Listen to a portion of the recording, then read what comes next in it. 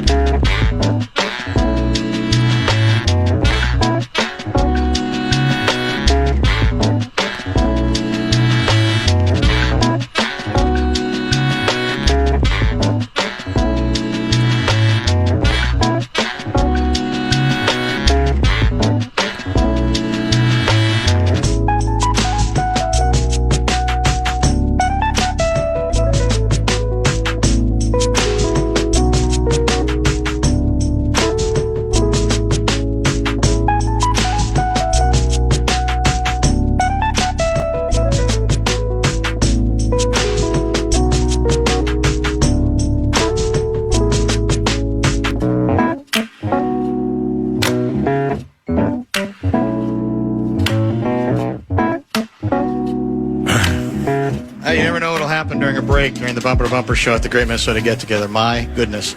Louie is back with us for one more segment, and then we'll get into some Viking stuff as well.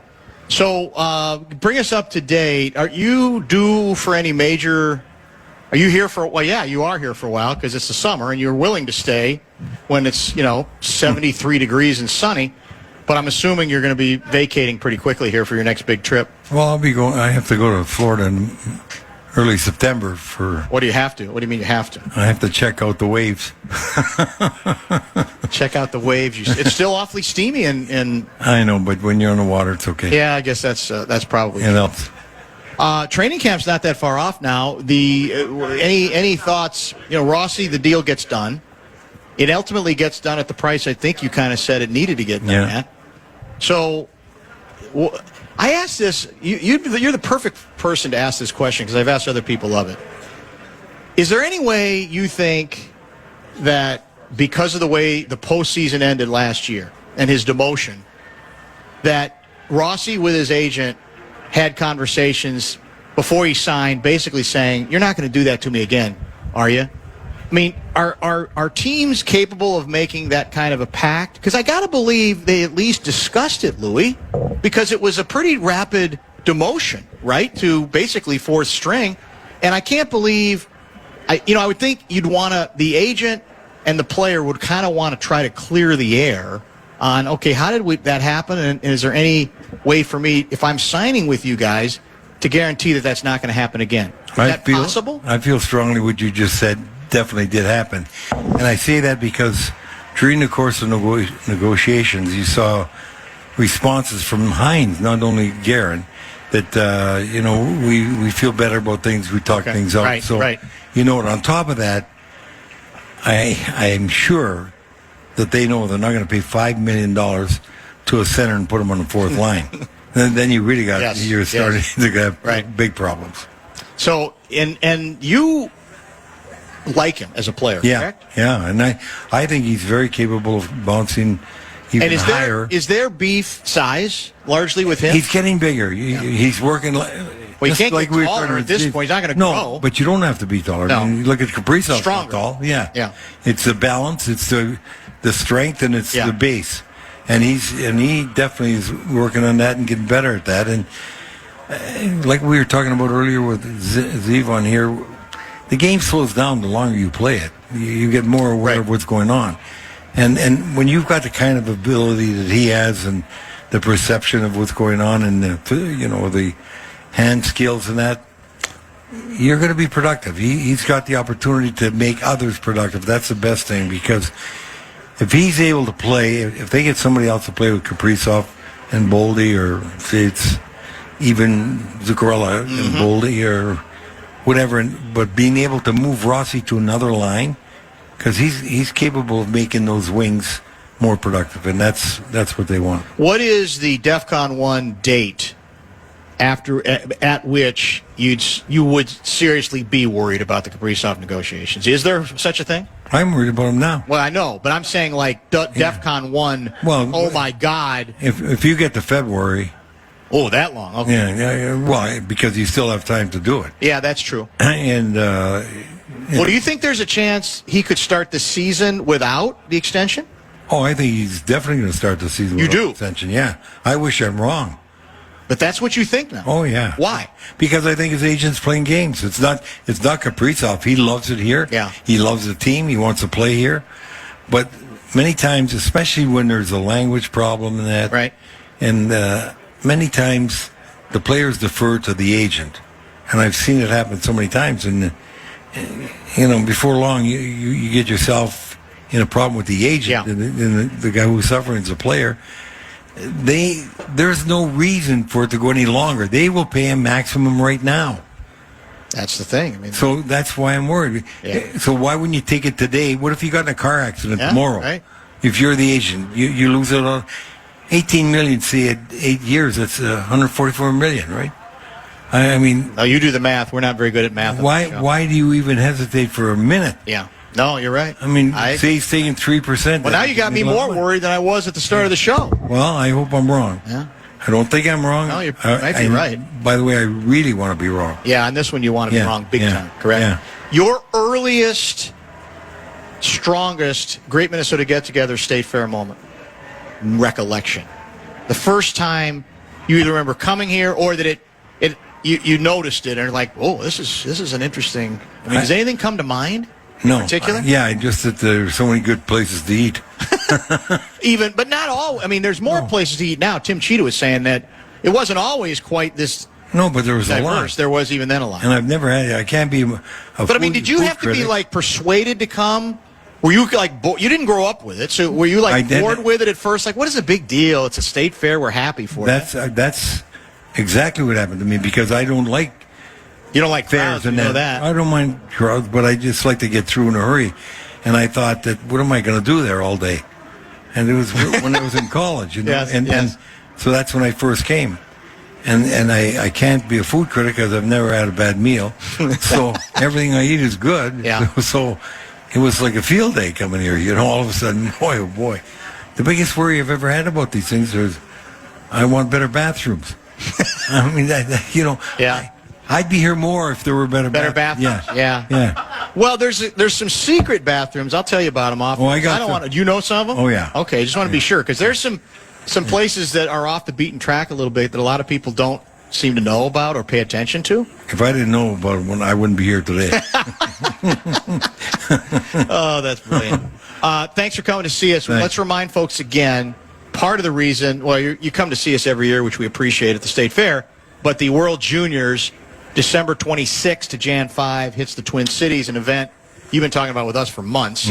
You've got major ambassador duties for that, and you've been sort of leading the charge on it. And we chatted earlier. You brought Zeev William on with as well, who has been on the U.S. team that's won it the last couple years. But I know you're very excited about that event.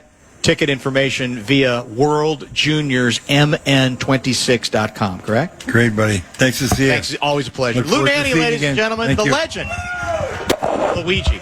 Let's break, come back, maybe we even talk some football, find out what the Vikings have been up to, and so much more when we return from the State Fair. Stay tuned. Farm Aid 40 is coming to Minneapolis. Join Willie Nelson, Neil Young, Kenny Chesney, Dave Matthews, and more Saturday, September 20th at Huntington Bank Stadium. Celebrate 40 years of music, food, and family farming. Limited tickets still available. Get the full details. KFAN.com. Keyword calendar.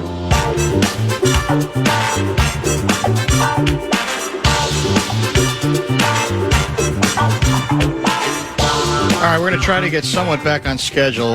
The clock's been a little bit goofy today. A lot because we've got some really good guests, and it's hard to tell them to stop, basically. I mean, especially Tim Cheetah. We're going to have one more guest by phone, which is a little tricky out here. Sometimes the sound for the audience in front of us can't hear quite as well when we have phone guests. That's why we limit it. Keep them to a minimum, but today, I think it's pretty important to chat with one of our Vikings contributors for the obvious reason. It's major cutdown day. There's a lot to discuss on the trade front, etc. So Alec Lewis is going to join us next segment. I can't get, like right now, I can't get my tweets to even load. Oh, I don't know what's going on. I have some kind of a phone issue, even though I'm allegedly 5G. Isn't that good? Or is he It's supposed to be 6G? Well, I'm sure some people Somebody's are 6G. got 6G. Yeah. So what have I missed? Because I've been kind of immersed in our show with our guests. So do we have any major cuts to announce that have been announced yet from the Vikings? Anything that catches your eye? And is there any new steam regarding our search for a new wide receiver? Well, let me tackle the middle one first. Okay. Anything that catches my eye, and it's not just my eye, it's a lot of people when they look at the 53, which was officially released by the Vikings. Okay. Everybody seems to agree, the Seiferts, the Lewises, the Gesslings, Nordo was texting me, that the 53 is final for now. That there's going to be a lot of moving parts. Fluid. Part of the reason is they only have 4 cornerbacks listed right now. Typically, you're going to have 6, 7, whatever it is. Byron Murphy Jr., Isaiah Rodgers, Dwight McGlothern Jr., and Jeff Okudah are the 4 cornerbacks. By the way, again, I mean, in B-Flow, I trust, you do too, but I mean, he better be right on Rodgers. The guy, he's making a big jump. Mm-hmm. So that's another reason, I think, to where you might want to hedge your bets a little bit, and maybe. So the assumption is they might be looking around for people who might on other teams that they have identified as folks worthy of taking a look at. Yes, for sure. Right. And a guy like C.J. Ham was placed on injured reserve, designated for return on Tuesday. So at fullback, they don't have him listed right now. Okay. So he's not technically on the 53. So someone's going to have to go if they want to keep him. Obviously, if he's coming back on Tuesday, which is what kind of their release says. So. Most people agree that they did this now because this is the list they have now, but they don't anticipate it's going to be the list when they go to Soldier Field on September. Were there any surprises on the list? Well, we'll talk with Alec about more of the get in the weeds with him. But I mean, so Brosmer's on it. Brosmer's on it. Yeah, and your delight. When people look at Vikings.com, they should look at the note that says players listed, and I'm talking about myself. It says players listed first at each position correspond with starters on the most recent unofficial depth chart. Okay. And then everybody else after that is alphabetical order. Because if you look at the quarterbacks, it goes JJ, Brosmer, and Carson Wentz. But that's just because of alphabetical order. People are going to jump. Are they not going to jump? You want to. I would. They should. He should. That should be the depth chart. Yeah. Well. Because what are we doing with Winnebago? With Wentz, Winnebago? Who has done more lately at quarterback? Brosmer over Wentz. Yes. Wentz has done nothing. He hasn't been with a team. He wasn't. Is he in shape? Do we even know if he's in shape? We have no idea. He's looked bloated to me sometimes. Yeah. He's a big guy. He's a big guy, actually. Is a big guy. And Xavier Scott, the kid from Maine, he made it. He beat Chandler? Yeah. Chandler's on it as well. Chandler's on it as well. So interesting. It's Jones, Chandler, Jordan Mason, and Xavier Scott are the 4 running backs. For now, again, who knows? That could change. When Ham comes back, does that mean that... but Xavier Scott was one of those guys on the fringes. Yes, who had a really good camp and had been promising in the preseason as a guy who might have jumped up in a way that might allow him to be part of the running back depth. The other one that would catch your eye would be Miles Price is your guy, isn't he? Yes, he's IU guy. He's going to be a return guy. Yes. And the head coach told us that in the second preseason game if anybody would pay attention. Well, he did say... Talk to the Jackals. They're like, well, I don't know if...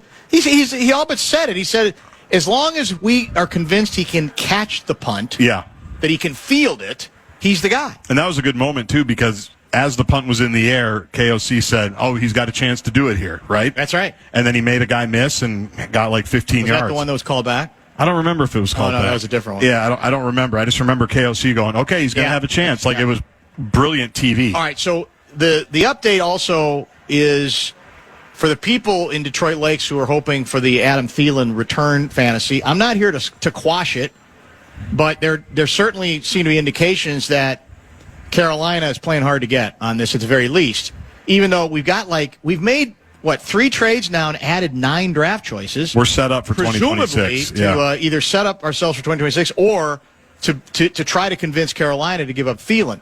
And they had one other veteran receiver, Renfro, I believe. Yeah, Hunter Renfro. And when they cut him, a lot of people took that as a sign that that Carolina, maybe again in a fluid situation, at least intends to keep Thielen.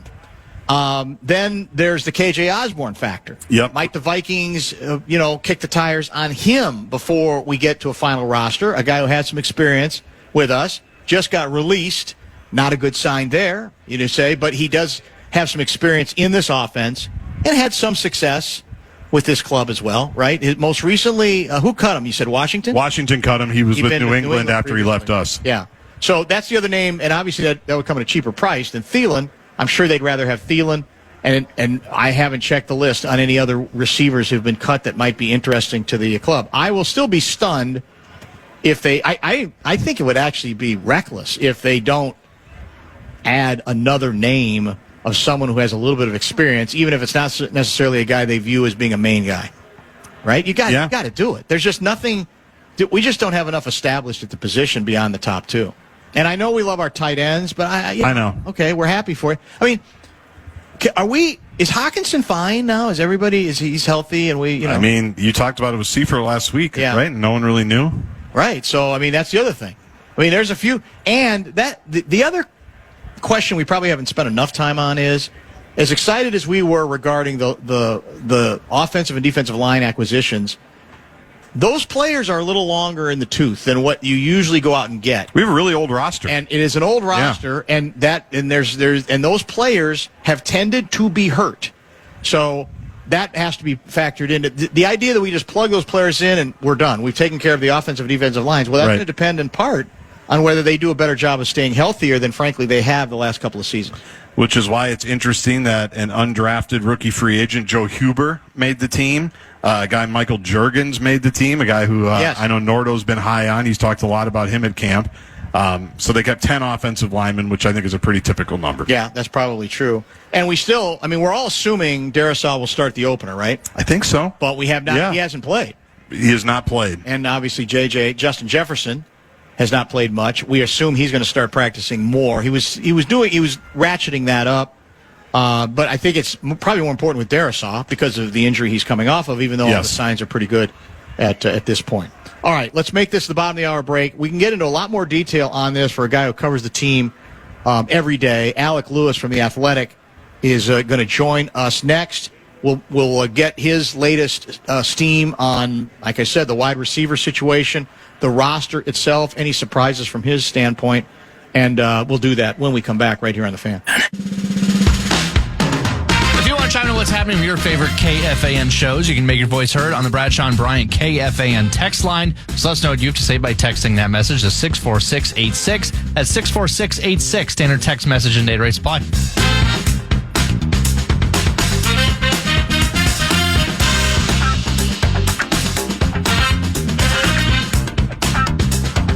I'm assuming we got our guy, Brett Lakemore, because he's back at headquarters. We are at Carousel Park, Great Minnesota get-together on another outstanding afternoon. Lots of good guests on location. Alec Lewis is working way too hard right now to join us at the fair, even though he's been here at least once, maybe twice, I don't know, and he's kind enough to join us via the Connecticut Water Systems hotline now. Alec, can you hear us okay? I can, Dan. Thanks for having me. Not working too hard. These are the days that you sign up for, but only been to the fair once. I'll be out there tomorrow with Mr. Paul Allen, and that should be interesting, to say the least. That's outstanding. We'll look forward to that for sure. And Charchin's coming back, for the weekend. Is that true? That's the rumor. I did hear that. Look, you can only stay in Utah for so long. That's just usually what they say, I think. But yeah, Charch should be back for his fantasy football show, and should be interesting. So let's we've got, I guess, the 53-man for now. There obviously can be some changes to it. As it stands, are you gobsmacked by anybody? Are there any names there or not there that give you pause or surprise you? No, not really. I would say the two names that were semi-interesting, two names who were waived were Zamiah Vaughn, the undrafted cornerback from Utah, who most people who don't follow it every day probably don't know a ton about, and then Gabe Murphy, the edge rusher, who was undrafted last year, performed a fair amount last year, but also suffered a pretty serious knee injury. Those two. And then I'd say just like the construction right now is pretty interesting. There are only 4 cornerbacks currently on the 53.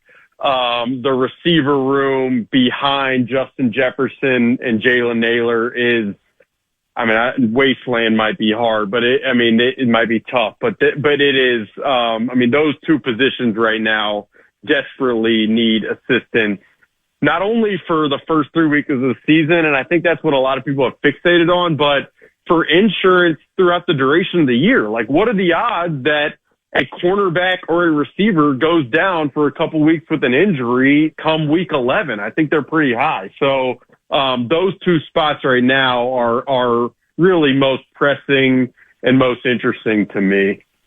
Which makes the trading away of Blackman kind of an even bigger indictment, is it not? I mean, I guess at some point you got to cut your losses if you say we're not going to lie to ourselves anymore and think he's got much of a future. But that's a pretty high draft pick and a good example of, given their lack of depth at the position, if they still decide to punt on him. That's a pretty big indictment, is it not? Yeah, I mean, there's no question that to move on from a guy who's a third-round pick for a sixth-round pick when your cornerback room lacks the depth that it does. Yeah, I mean, it says a lot, really, about, Mekhi Blackman's pretty lackluster training camp. And, I mean, look, he's a guy who, entering last season, I think there were pretty good feelings about what he might be able to do. Then he tears his ACL on the first day of training camp. And really, it felt like from the get-go of this training camp, he was never mixing in with the starters.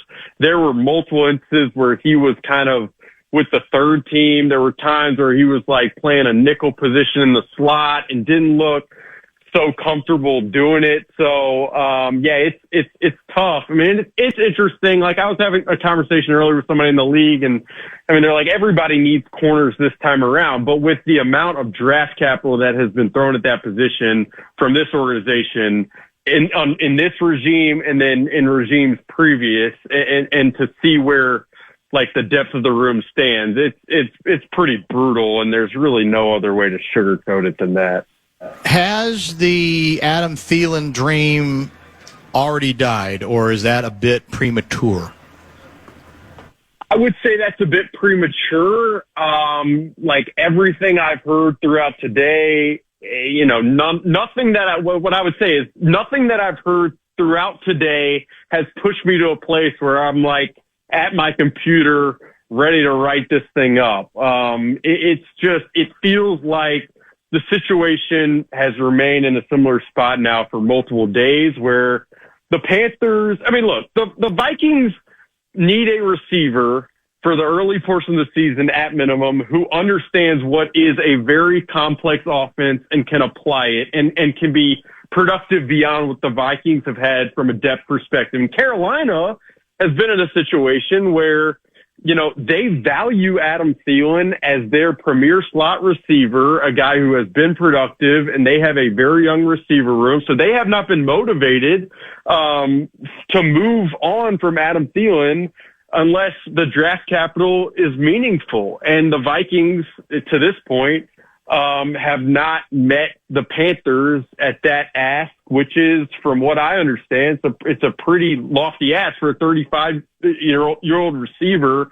And though a lot of people here, the nostalgia exists and it is a good fit with Kevin O'Connell's system and this offense, until I think either side is willing to move from a draft capital compensation perspective, the standstill is going to exist.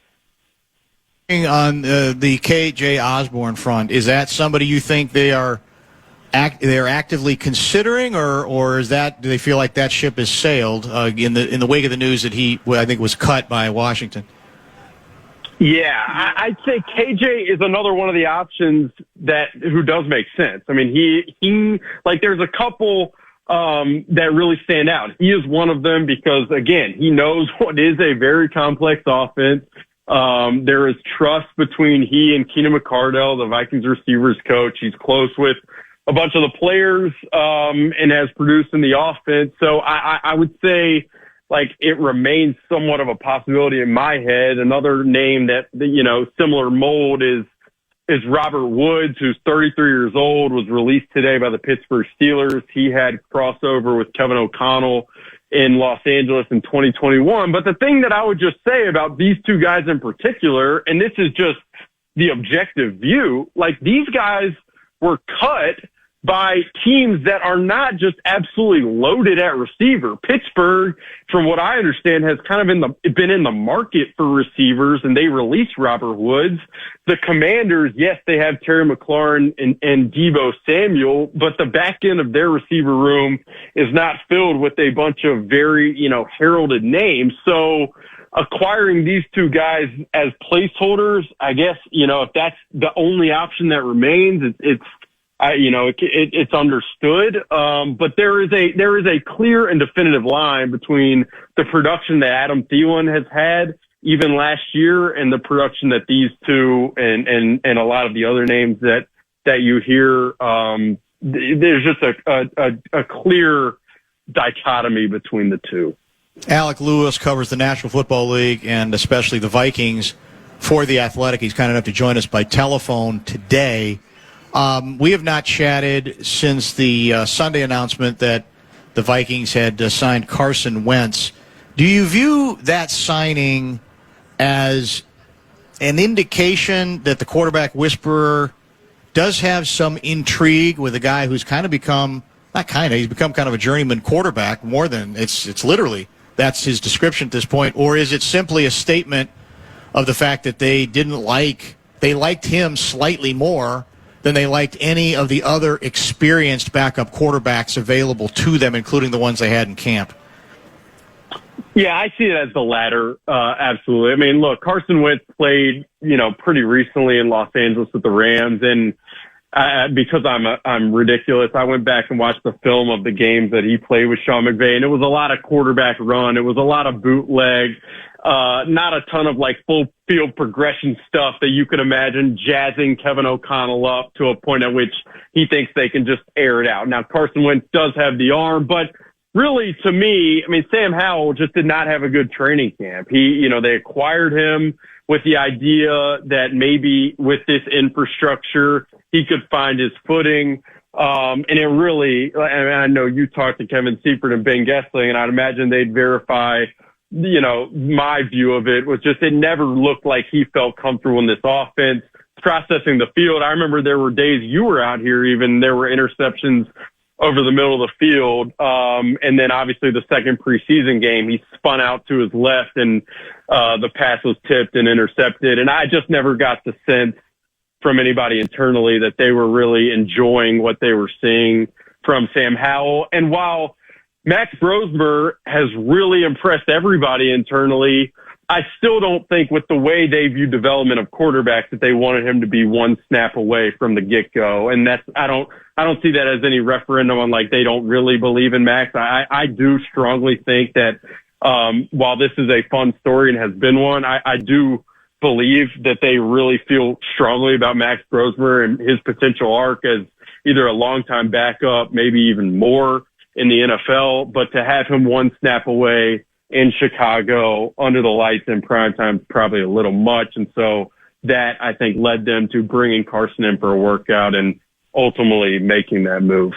Well, you probably have already answered the question I'm about to ask you then on the basis of what you just said. But, we've been here obviously since 3 today, a little before, and I've gotten asked this question at least once. Shockingly, it wasn't from Guardsy. It was from a listener who specifically wanted me to ask you what the chances were that by the end of the 2025 season, Brosmer would be the starting quarterback for the Minnesota Vikings. It's the Brosmer mania thing has definitely reached fever pitch.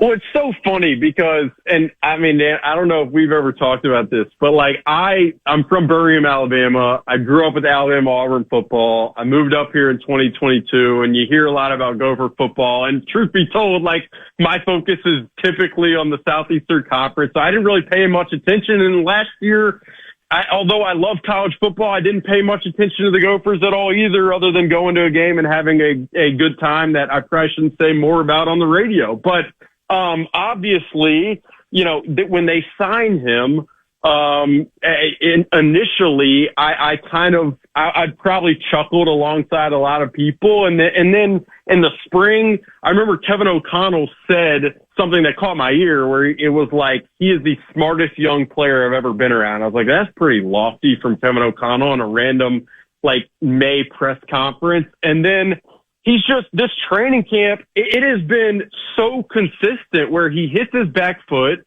and the ball is out. You've seen it the preseason games. He's been accurate. He has enough arm strength. And then, like, when I'm talking to people internally and asking, like, is this real what I'm seeing? I mean, it's been verified at every single juncture. And so to the initial question that the listener wanted you to ask me, I mean, I would respond by saying crazier things have probably happened. Maybe they haven't. Maybe they have. I don't really know. I would imagine they have. But I would say, like, by the end of 2025, I do wonder if the Vikings and Kevin O'Connell would have enough comfort from what they've seen from him in practice and just knowing his knowledge of the system that if there were to be something serious to happen to J.J. McCarthy, that potentially, like, it wouldn't be the craziest thing in the world, and this is just me speculating, that Max would then be the one thrust into the fire. It just wouldn't be crazy, but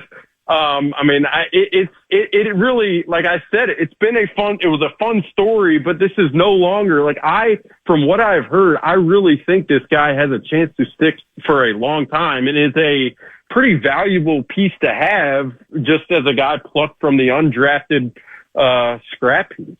Well, I think one thing we do have to be sensible about is, as much as folks have been captivated by the local angle, even though he's not really one of us, but he played here at the University of Minnesota, is that the head coach and the general manager are not going to be seduced by that. So if they are observing things in him that intrigue them, it's because of that. And the rest might be a bonus. It may never hurts, I guess, to say, yeah, it's kind of cool, even for us, to have a kid who was in college playing here move on to the professional team locally as well.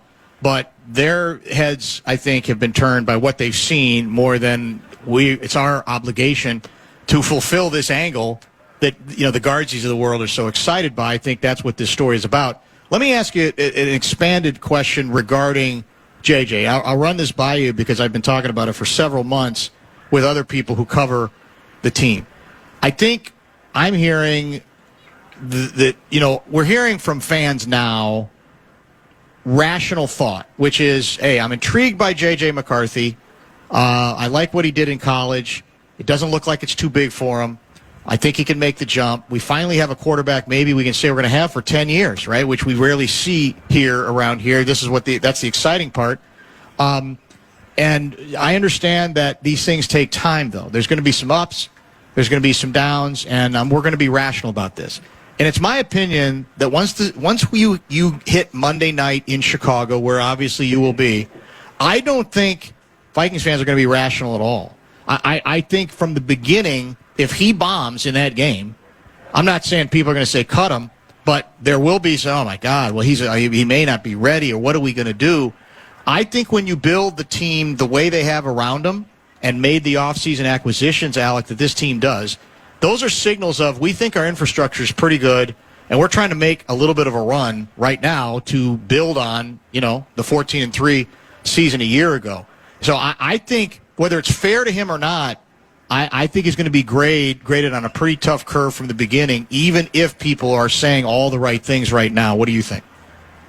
No, I think that's exactly right. I mean, you know as well as I do that, I mean, these Sundays, it feels like after every single one, you're the best or you're the worst. Like, I mean, it feels like that is the narrative cycle that this league, that spits out every single week. And so, I mean, yeah, depending on their performance on that first Monday night, I guess 13 days from now, I do think there will be a lot of people who enter wanting to be very rational about it, who will have a very hard time because of how much their emotions are tied to this team and to the results. The one thing I will say, and I've thought a lot about this conversation as well, like, this team, you're right, they have spent handsomely on this roster, but that is also a byproduct of the rookie quarterback. Like when you go this route,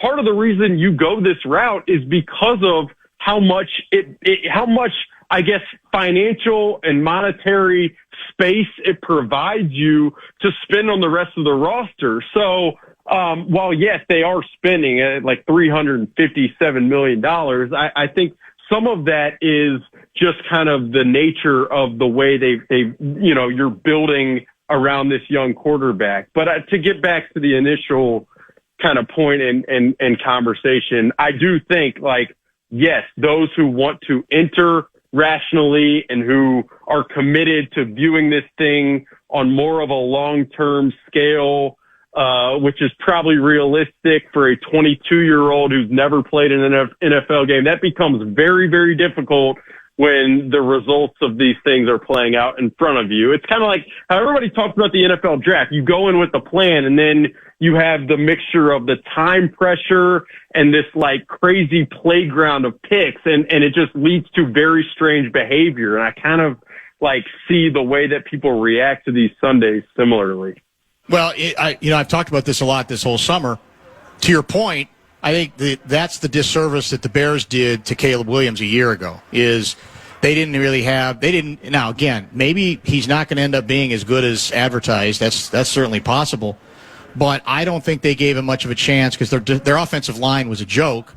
And that is, I think, to the Vikings' credit, that they're trying to give the kid quarterback a chance to make the transition quickly by putting enough good pieces around him in a way that the Bears didn't do a year ago for Caleb. I think they remade their offensive line similarly to the Vikings this year.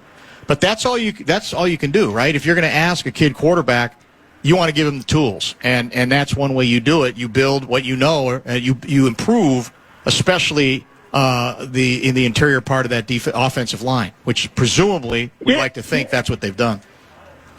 Yeah, and the coaching intent might be, you know what, we're going to try to not only intentionally structure the roster around him, but we're also going to intentionally try to put him in advantageous situations in the game where he's only having to drop back and read the field and go through full progressions, 10 to 12 snaps a game. And that's a great, the intent of that is great, and I appreciate it, and it's smart, but just as well as I do, and so do the folks listening to this, that like you don't script these games, and you might go in with the attempt that you're going to run the ball, and, the defensive strategy and the way they load the box might force you in a position where you have to throw. And that's, you could go with the intent, and then it's incumbent upon J.J. McCarthy to be able to make those throws in the moment. So I do think like they've from a strategy planning approach standpoint,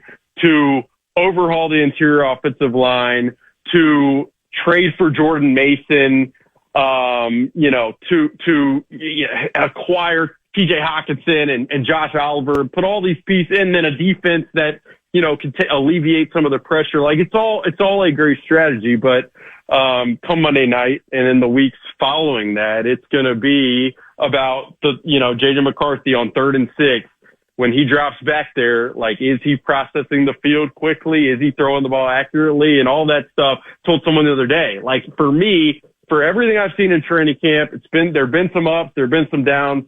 Like Monday night and moving forward, it is a complete mystery box in my estimation. So it'll be fascinating. That's the beauty of it for sure. Last item for today, Alec. I think your average Rube is assuming that Christian Darrisaw is fine. That the rehab's gone good, and there's every reason to think that he can pick up exactly where we left off. Do we know that? I would say that everything I've heard around Christian Darrisaw's rehab from the torn ACL last year has been exceptional and beyond kind of what I maybe would have thought. He's a massive dude. That was a pretty brutal injury right before halftime, but things have sounded very positive just talking to the people that I've talked to. And then, like with all these injuries, I think so often, and maybe you're kind of getting at this, like, you just assume a guy tears his ACL and he's not a human being who has ups and downs in their rehab the way you would if you tweak something. Obviously, there are different athletes, but he's one where if he's returning week one and if he's active, like, can you guarantee and bank that he is the Christian Darrisaw at his peak that we've seen in the past? I don't think you can. And so I think, like, as they structure the game plan for that game, if Christian Darrisaw is indeed active week one, that better be in mind as they approach it. The extra time today, man. We appreciate you. We'll be in touch. Thank you, Alec. Always, Dan. Thank you, guys. See you soon. Alec Lewis from The Athletic helping us out on what we like to call Cut Down Day. That's right. Our term. We created it. Cut Down Day. Who knew? Let's make this the top of the hour pause. We'll come back and maybe react to a couple of things that he had to say. Any other Vikings-related dirt that might be available to us. Maybe some Gopher stuff as well. In our final half hour on another beautiful day at the Great Minnesota Get-Together. Stay tuned. Come join us on the 2025 Minnesota State Fair live from Carousel Park, presented by Mesh, Besher, and Spence. We're broadcasting live through Labor Day. You can come buy your favorite fan merch. Learn about your shot to be the Mesh, Besher, and Spence Rube of the Day. You could win Farm 840 tickets and $200 in concert cash. Get full details now, KFAN.com/fair.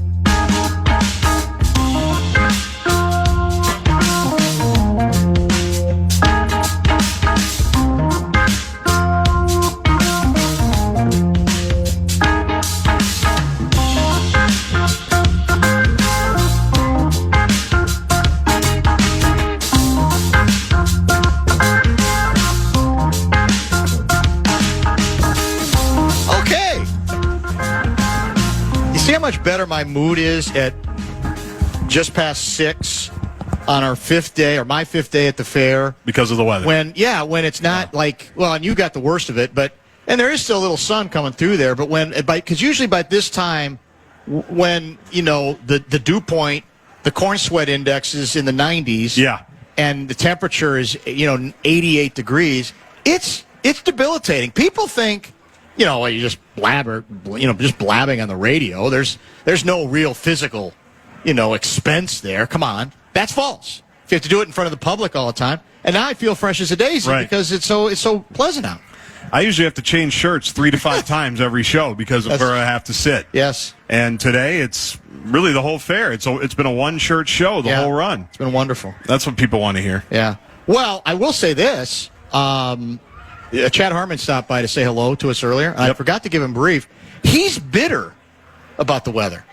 He's one of those guys who he thinks there's something noble about sweating through this event in late August. And it's like, why? Just because it can be hot in Minnesota during the fair doesn't mean we have to tolerate it. No. And if we did a poll, I'm going to tell you, part of the reason that the attendance is going to be so good this year is people have looked ahead and they figured out, I don't have to rush to get there a certain day because that's the last good day. Right. Now it appears every day is going to be good to favorable. Really good. So the balance of attendance, maybe there won't be as many in any one day, but the balance of attendance start to finish, I think, that is why it might end up being historic. We have not set a record, like you say, for any particular day. I think we came close on opening day, within 1,000, something like that. But the steady stream every day is going to be extremely consistent because that's the weather. I look out in the Mesh, Besher, and Spence fan stands with no awning. I've never seen this many long-sleeve shirts throughout an entire fair. I mean, well, you know me. Minnesota State Fair lover shirts. We've got the 3M Open shirt. We've got either Minnetonka or Moorhead hockey up top. Where are we? Matamidi. It was the third out. Matamidi. Yeah, he's got the. But don't insult him. Like we said. Yeah, Tommy Olsen and Parker Fox. Come on, man. They're going to be mad at me. Yeah. We've never seen this many layers at a fair ever. No. Where it might be chilly for a minute, and the sun. And you know me, I'm a long sleeves guy anyway. Of course, so this is very comfortable for me. But you're right. We're actually. You don't have to. Many years. Even in the heat, I will come out here occasionally in long sleeve and then have to explain myself to people. What are you doing? You must really. I was just thinking of that. Yeah, long sleeve. I know. I'm always fascinated with how concerned people are about what I wear. I say, just worry about what you want to wear. Short sleeves. We're happy for you. Live your own life. But this year, I haven't had to ask that question because, well, you're familiar with Bob Hagan. I am. former media relations superstar, Minnesota Viking. I'm very familiar. He is attending, is it Def Leppard playing tonight? Def Leppard tonight. Def Leppard tonight. Sold out. It's standing room only is what they told me. Yeah. It's huge. It's the event of the season. And he tells me every original member of the group is not only alive, they're all going to be there. That's great. Which That's is good. We're happy for Def Leppard for sure. What was I going to say? Oh, what does that have to do with the weather? Well, here's what's interesting. He came to see us a little while ago, and he held in his hand like a light hoodie. Yeah. And I said, well, I didn't even say anything to him about the hoodie, but he felt defensive enough about it. He says, hey, don't give me any crap about the hoodie, because I know by the time we get to like 10 o'clock, they're going to start late anyway. When the sun goes down. It's going to be chilly, and there's going to be people out there in their short sleeves, and they're going to be sorry they don't have a long sleeve shirt. So it's like, no, you don't have to tell me. I have no problem with you bringing a long sleeve shirt. I'm a long sleeve shirt guy. I don't believe in short sleeve. Well, that's why I'm a little worried about my man over here in the Def Leppard, with the sleeves cut off. Look at here. that. Now, if I had arms like bro, I would do that too. I would never. How much you benching these days? He's lost in just enough to win is the answer. Oh, him. I saw another Def Leppard. Yeah. Oh, there's another Def Leppard guy here. They're everywhere. Yeah. So here it's like fair. A viral. Today you can go sleeveless, or you can go long sleeves, or you can do blanket, whatever that is. That's walking. I think that's a serape. There we go with a hood. A serape. So the beauty is whatever you want to wear at the fair this year, it's going to be the fun. Fashion options are far greater when it's fall-like. Limitless. Yeah. KFAN hoodies, we have those. KFAN T-shirts, we have those. Do, yeah. I don't think we have any sleeveless this year. Everything's selling pretty well? Seems like a good year. Again, very I saw steady. somebody with the new KFAN script ball cap. Oh, yeah. The nice look. Very nice. Different. Nice change of pace from what we've had in the past. I hope that's selling well. So I was at Mall of America on Saturday because I wanted to, after 2 days at the fair, I wanted to, just really decompress and get away from people. So we went to Nickelodeon Universe at Mall of America on back-to-school shopping weekend. It was super chill. It was really chill after 2 days at the fair. I saw someone that was already wearing one of our KFAN T-shirts. Seriously? Yeah, I promised myself I wouldn't believe shirt. And that made me feel good. That's a Halvey production. He said that when Corey Cove and I knocked him out of the program password tournament. Oh, I see. And it's become a great mantra for Minnesota sports fans in general. I promised myself I wouldn't believe. You can do it with any team. That's true. Vikings, Wolves, Wild, Twins, the whole bit, other than the Lynx. And not only was he so enthusiastic that he came on the first couple of days to buy the new T-shirt, this guy then wanted to wear it as soon as he possibly could. That's a good sign. And was wearing it on Saturday. It was brilliant. It is, I think, again, based on what I saw from Minnesota Twins last night in, I think, Toronto, if you don't buy a from Dong Show to Gong Show shirt, you're missing out. With every loss that goes by, with every implosion, the shirt, I think, it becomes ever more meaningful. And you know what's starting to hit me about the Twins? And by the way, Patrick Royce is going to stop by tomorrow at 4, I think. Is that correct? Yes. 4 o'clock tomorrow. And we may argue about this because Royce has not been as hard on the ownership as I think he should. But what I was going to say is that what I saw last night, Joe, this could be coincidence. I mean, it happens even for good pitchers having a good season. Joe Ryan pitched poorly for the second straight game. Yeah. But what I'm starting to see, what I think is inevitable, is the reality is setting in on the rest of these players, even these players who have been competent to better than competent. I think that's why I wish somebody would just let loose, but I don't know if anybody's wired that way. I think they've said, this is ridiculous. It is not even September 1st right now. Right. And we're going to embark on one of the most embarrassing months in the history of Minnesota, of meaningless baseball, in Minnesota Twins history, which is saying a lot. I think there's a cumulative effect. No doubt. And the players can't say that, and obviously you could say, well, they're getting paid. Their job is to play, and I wouldn't disagree with that, but I think that's part of what you're going to see. I think it's inevitable. Human nature. When you gut the roster to the degree that you do, you can tell that there's tension. There was talk last night about a couple of interesting kind of animated conversations that were going on, and so sooner or later, somebody is going to blow. The problem is, do they have any players who feel like they've got enough equity to say, this is embarrassing. What are we doing out here? Why do we even pretend that we can represent a professional baseball team in any kind of meaningful way? It's I don't even think we realize the half of it again because there is still a complete month and change of baseball yet to go. They still have to play the games, right? Yes, they do. And there is no bullpen. They're using the kid pitchers, that they got, and they should. I get that part of it. But even like I said, I think Ryan, I mean, he looks to me like now, remember when we all commented on his discussion regarding about being traded before the deadline? Yeah. It was kind of exciting. He probably wishes he was. Now I bet you why wouldn't you at this point? The only reason why is he might be the guy that they give some money to? Well, if they're going to give money to anybody. Right. Yeah, possibly. But he might get the nod when the Twins play the Phillies at Field of Dreams next summer. Because that's the only exciting thing to look for. And by the way, I'm totally enamored with it. I'm probably going to go down. I'm probably going to be gone that Why day. Wouldn't you? I have no reason to do it, but you know me in Field of Dreams. I know you won't because you think the movie's overrated. Movie's vastly overrated.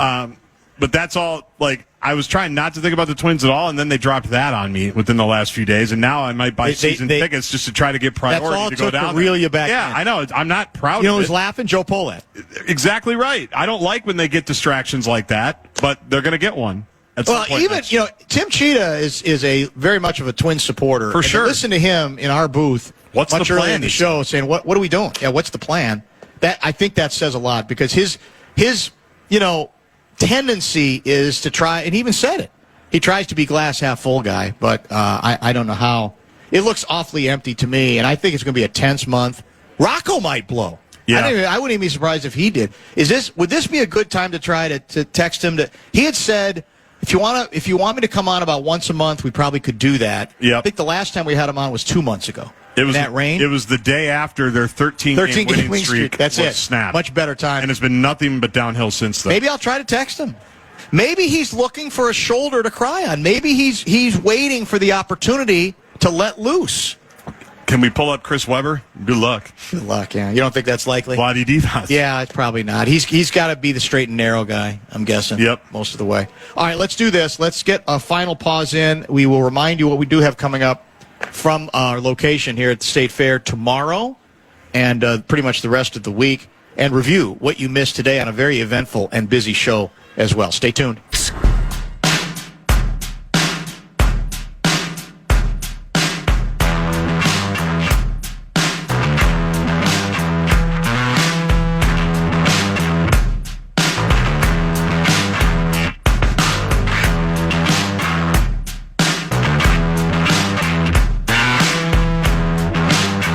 It's the Bumper to Bumper Show Wrap. All right. I think a pretty productive day, all things considered, today, don't you? Timmy Cheetah stopped by. Another great hour from him with some great, really less umpire talk, because we've talked a lot of umpire stuff with him and more about his history at the Great Minnesota Get-Together and a couple of other good stories as well.